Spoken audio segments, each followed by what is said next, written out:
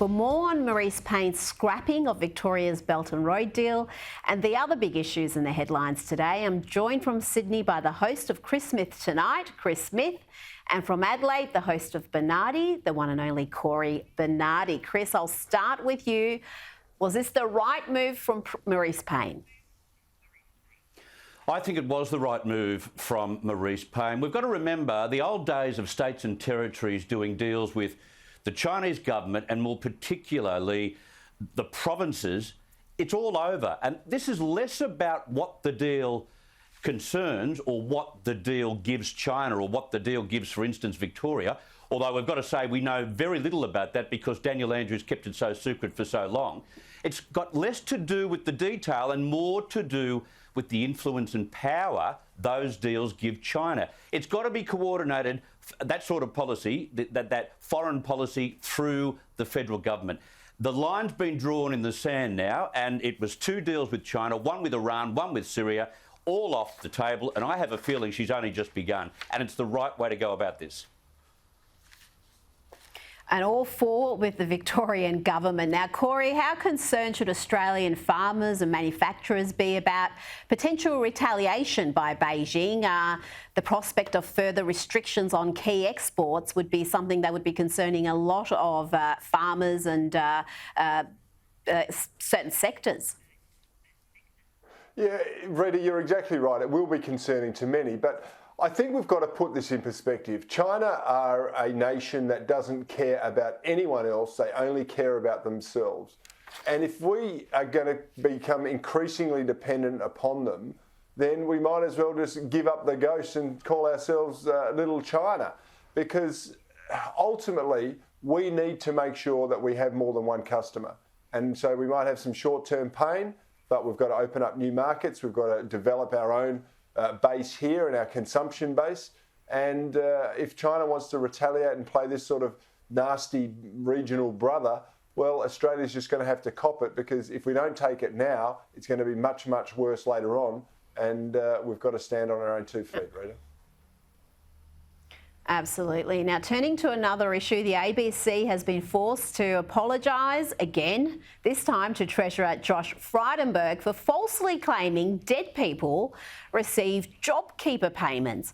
Following the ABC's backdown, the Treasurer has called on Labor Treasury spokesman Jim Chalmers to retract his attack on the government using the now debunked ABC reporting. Let's have a look at what Jim Chalmers had to say. Scott Morrison and Josh Frydenberg have been sending JobKeeper money to workers who don't exist. The Treasurer and the Prime Minister have been sprung sending JobKeeper money to dead people. These are humiliating revelations about JobKeeper and Josh Frydenberg and Scott Morrison. Oh dear, Chris, it looks like a bit of a goose now, doesn't he? Yeah, it didn't age very well. Apologies for that. And the other thing is, maybe he was referring to what Labor did 12 years ago when we had Kevin Rudd giving money to dead people and pensioners who lived overseas, not Josh Frydenberg. But isn't it funny? We've all learnt a lesson, and maybe Jim Chalmers has learnt a lesson along with all the media.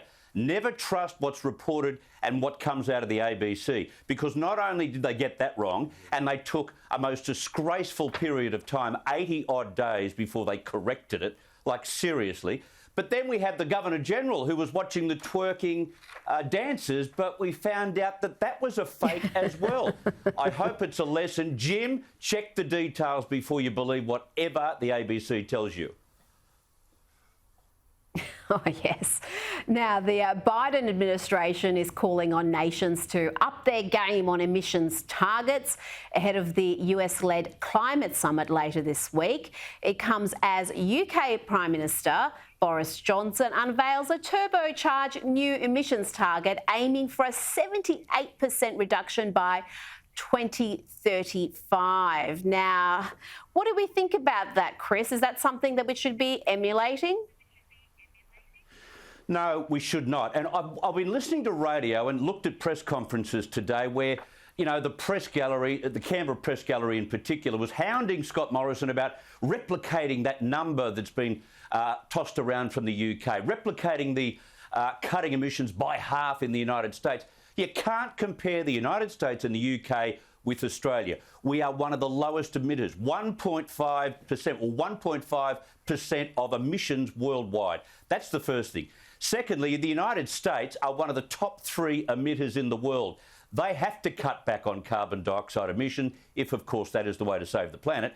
And as for Boris, well, 50% of his power is sourced from gas, natural gas, and also nuclear.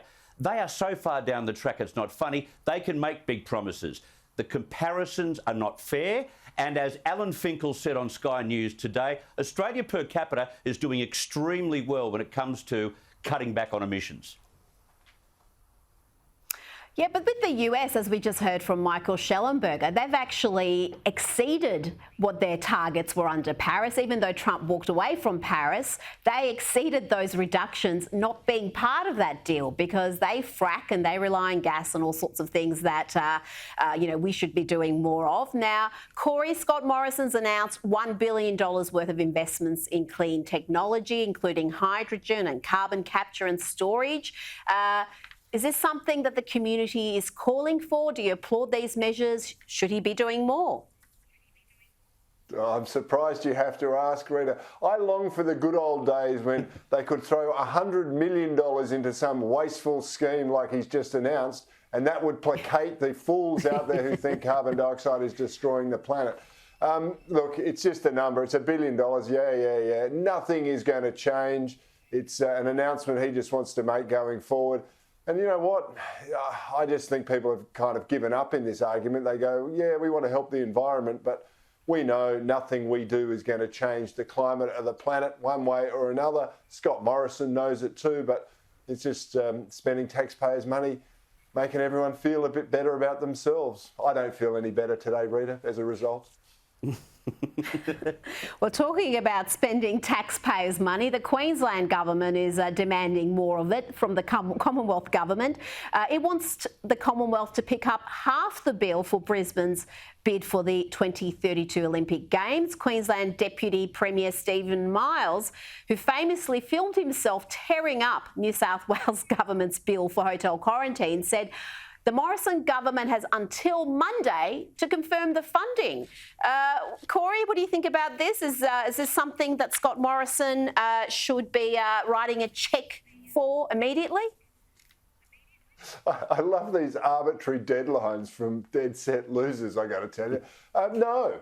You're giving a bottomless cheque, a blank cheque to a bloke from Queensland. I read their plans the other day. They want to spend $1 billion, there's that figure again, upgrading the Gabba so it can accommodate 50,000 people instead of 42,000 people. I reckon I could do it for a fraction of that money. 8,000 more? This sounds like 8,000 more. That's what was printed in the paper. So if they change the figures, that's not my business. But, you know, it's just a joke. This is an ambit claim for cash. Josh Frydenberg should take a long holiday before getting back to Stephen Miles. And weren't we told that the IOC was going to pay for all of these stadiums anyway? No, they're not going to pay for anything. We'll be the taxpayers. Absolutely. Well, we're being told this isn't going to cost as much as previous games, but I'll believe that when I see it. Now, Queen Elizabeth has released a statement on the occasion of her 95th birthday, just days after the funeral of her husband of 73 years, Prince Philip. In the message, the Queen expresses her appreciation for well wishes and reflects on a period of great sadness. She said, "My family and I would like to thank you all for the support and kindness shown to us in recent days. We have been deeply touched and continue to be reminded that Philip had such an extraordinary impact on countless people throughout his life." Just all class, isn't she? All class. Gentlemen, you're all class as well. Thank you for your time this evening.